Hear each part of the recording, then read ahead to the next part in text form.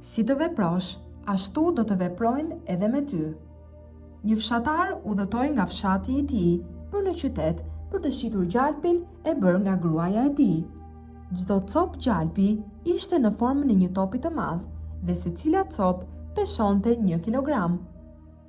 Fshatari ja shiti gjalpin shitësit të minimarketit dhe me paratë e shitjes së gjalpit ai bleu sheqer, vaj dhe çaj dhe më pas u kthye në fshatin e tij. Shitësi i minimarketit filloi të vendoste gjalpin në frigorifer.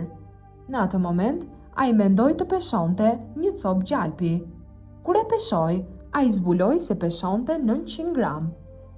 Peshoi një copë dhe pa se peshonte njësoj sa copa e larë, pra 900 gram. Kështu që ai lëshoi të gjitha copat e gjalpit që i bleu nga fshatari dhe të gjitha copat peshonin 900 gram. Javën tjetër, fshatari erdhi si zakonisht për të shitur gjalp. Shitësi i minimarketit e priti me zë të lartë dhe i tha: "Unë nuk do të bashkëpunoj më me ty.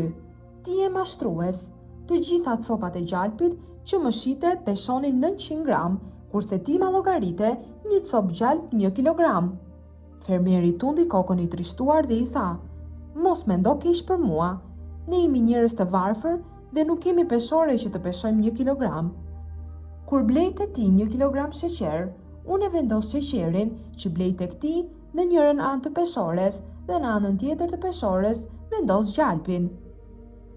Mos paragjykoni që të mos paragjykoheni, dhe me masën që matni e do të peshoni, do t'ju matet e do t'ju peshohet.